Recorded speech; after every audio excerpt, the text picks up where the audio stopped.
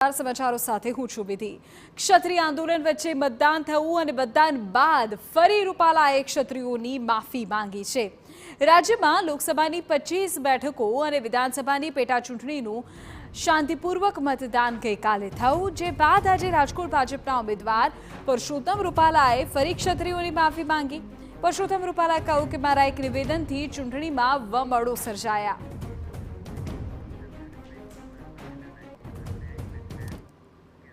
जो कि तमामनी वच्चे क्षत्रियो शुं कह्या छे पण सांभळी लई जाए आपने तेमनी पत्रकार परिषदमां। जे कोई लोको छे एमनो तहे दिलथी क्षत्रिय समाज अने संकलन समिति आपनो खूब खूब आभार माने छे। ज्यारे वात आवी छे के शांतिपूर्ण मतदान करवामां आव्युं क्षत्रिय समाज द्वारा अने एमां कोई अवरोधो नहोतो, तो क्षत्रिय समाजे ज्यारे 45 दिवसनुं आवडुं मोटुं आंदोलन चलाव्युं त्यारे पण क्षत्रिय समाजे शांतिपूर्ण अने शिस्तबद्ध रीते आंदोलन चलाव्युं छे। त्यारे અમે એક એ વાત પણ કહેવા માંગીએ છીએ કે આ પણ અમારી એક રણનીતિનો ભાગ હતો અને અમે એની અંદર શાંતિપૂર્ણ મતદાન કર્યું અમે અને કરાવડાવ્યું। હા, અમારી અંદર ઉગ્રતા લાવવાનો અને ઘર્ષણ થાય એવા પ્રયાસો ખૂબ કરવામાં આવ્યા છે, પણ ક્ષત્રિય સમાજે સંયમથી એનો કોઈ પણ પ્રતિકાર આપ્યા વગર મત એ જ શસ્ત્ર એ સમજીને લોકો સુધી આ વાતને પહોંચાડી અને અમે શાંતિપૂર્ણ મતદાન કરો અમે એને લઈ ગયા। આજે અમે પણ અમારા ક્ષત્રિય સમાજના ભાઈઓ અને સર્વ સમાજનો આભારી છીએ કે અમારા આંદોલનને આપણે ટેકો આપ્યો અને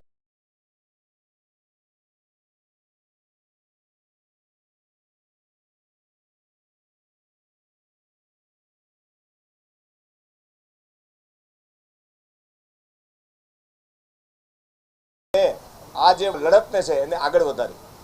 આપણે જે એક પરસોત્તમભાઈ રૂપાલા આજે માફી માંગી એના માટે પણ ખાસ કહેવા માંગુ છું કે આજ સુધી ક્ષત્રિય સમાજના એક પણ સામાજિક પ્લેટફોર્મ પર રૂપાલા સાહેબે માફી નથી માંગેલી। આજ પણ એમને મીડિયા દ્વારા એમના મને એમ છે કે મધ્યસ્થ કાર્યાલયથી પ્રેસ કરી હશે તો એમને એમના પ્લેટફોર્મ પરથી માફી માંગી છે અને હું પણ એવું સમજુ છું કે એમને કીધું કે રાજકીય મેં મીડિયામાંથી જોયું છે આપનું આ એમનું વક્તવ્ય, તો એમને હરેક વસ્તુને રાજકીય સાથે બોલેલી છે। તો આજ સુધી એમને જે કંઈ માફીઓ માંગી એ રાજકીયમાં હતી।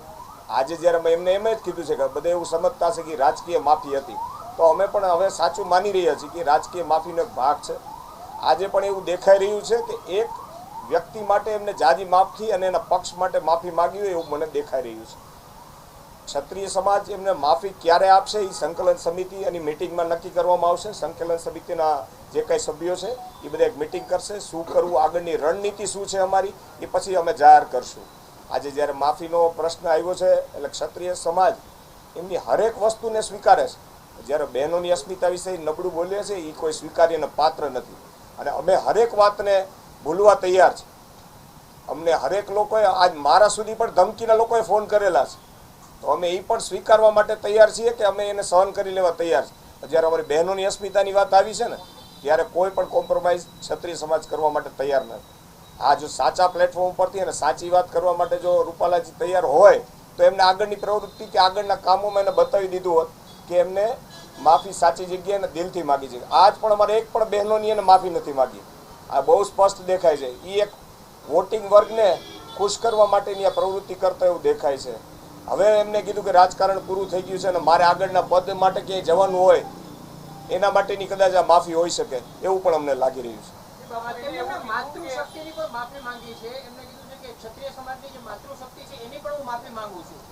આપની વાત સાચી છે કે એ ઘણું કહેશે, કહું તો શું કે હવે એમને એવું કહેવામાં આવે છે કે માતૃશક્તિ માટે માફી માંગી, કાલ સવારે કહેશે કે આમના માટે માફી માંગી, કાલ એવું કહેશે કે સમાજ વચ્ચે, હમણાં એમને પ્રેસમાં પણ કીધું કે હું સમાજની વચ્ચે જઈને માફી માંગી। એ આપને ખબર છે કે એમને ક્યાંથી એમને માફી માંગી? અમારા સમાજને એક પણ પ્લેટફોર્મ પરથી એમને માફી માંગી એવું હજી અમારા ધ્યાને આવેલું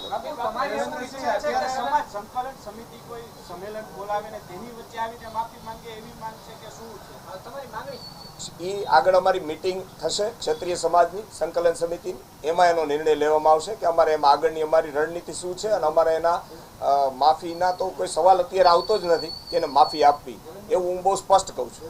અત્યારે જયરાજસિંહ પરમાર ભાજપના જે પ્રવક્તા અને આગેવાન છે એમને એવું કીધું છે કે સંકલન સમિતિમાં સારા માણસો પણ ઘણા છે, પરંતુ અમુક લોકો રાજકીય રોટલા શેકવા માટે પ્રયાસો કરી રહ્યા છે, તો આ બાબતને આપ કહ્યું?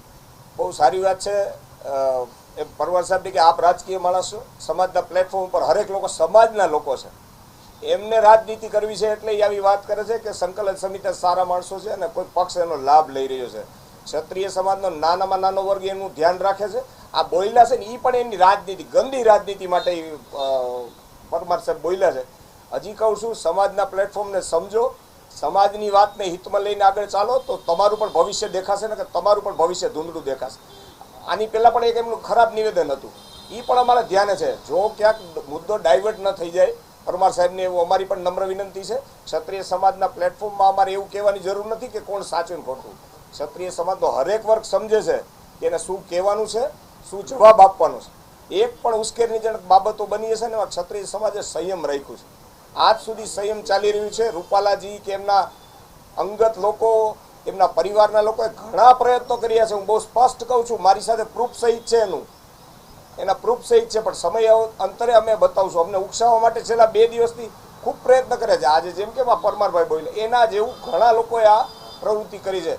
સંકલન સમિતિના સમાજના લોકોનું અને સમાજના હિતમાં જ વાત કરે છે, અને સમાજની જે વાત હશે એ અમારે અને સમાજ સુધી લઈ જવાની છે. એ અમારું કામ છે. પરસોત્તમ રૂપાલા આજે એવું કીધું કે સંકલન સમિતિ સાથે ચર્ચા કરવી અમારા ક્ષત્રિય સમાજના જે આગેવાનો છે તે નક્કી કરશે. એટલે એને તૈયારી બતાવી છે સંકલન સમિતિ સાથે વાતચીત કરવાની, સાથે બેસવાની. આને કઈ રીતે તમે જોઈ રહ્યા છો? શું સંકલન સમિતિ રૂપાલા સાથે બેસશે? એ તો આપ જુઓ કે કોની સાથે આની પહેલા પણ 2 મિટિંગ કરેલી છે. તો એ રાજકીય આગેવાનો છે, એના થ્રુ વાત કરે છે, એ એમનો પ્રશ્ન છે. એ એકવાર તૈયારી બતાવે, એ શું કરશે એ અમારી સંકલન સમિતિ નિર્ણય લેશે કે અમારે બેસવું કે નહીં. તમે એની સાથે બેસતો અત્યાર સુધી સરકાર સાથે, રૂપાલા સાથે બેસવાનો કોઈ પ્રશ્ન આવતો નથી. અમારા બહેનોની જેને અસ્મિતાની વાત કરી છે, ત્યારે ક્ષત્રિય સમાજ એને કઈ રીતે માફી કરી? તમારી અપેક્ષા શું છે? અમારી અપેક્ષા હંમેશા બહેનોની અસ્મિતા જળવાય ને, એ અમારી અપેક્ષા છે. ચૂંટણી પૂરી થઈ ગઈ છે, મતદાન પૂરું થઈ ગયું, 4 તારીખે પરિણામ પણ આવી જશે. જે આવે તમારું આંદોલન હવે શું થશે? કાયમી રહેશે, વિરામ થઈ જશે, અલ્પવિરામ આવશે? ક્ષત્રિય સમાજની અસ્મિતા ઉપર આ ઘા થયો છે. આ 40 દિવસનું આંદોલન એક આપણે જોયું છે કે રાજકીય પાર્ટીની સામે લડત આપતું, આવડી મોટી સત્તા સામે લડત આપનાર ક્ષત્રિય આંદોલન હતું. અને જ્યારે આપ એવી વાત કરો છો કે આંદોલનનો શું થશે, એ અમારા જે કંઈ સંકલિત સમિતિના સભ્યો છે એ એનો નિર્ણય લેશે કે અમારે કેવી રીતે આંદોલનને આગળ ધપાવવું. મીટિંગ ક્યારે મળવાની છે? આજે જે માફીનામું માંગ્યું કે સંકલન સમિતિમાં ચર્ચા થશે, આપણે જે વાત કરી રહ્યા છીએ, સંકલન સમિતિની હવે આગામી બેઠક ક્યારે મળવાની છે ને ચર્ચા શું થશે? એ બાબતે હજી અમારી કોઈ ચર્ચા થયેલ નથી કે અમારી આગામી મિટિંગ ક્યારે છે. હજી તો આપ સમજો છો કે આજે કોરો લેવાનો દિવસ હતો અમારે, અને આજે રૂપાલાજીએ પાછા અમને દોડતા કર્યા છે એવું અમને દેખાય છે. એના કરતાં અમને પણ થોડુંક શાંતિથી વિચારી અને શાંતિથી અમે આગળ વધીએ એવી અમને અપેક્ષા છે.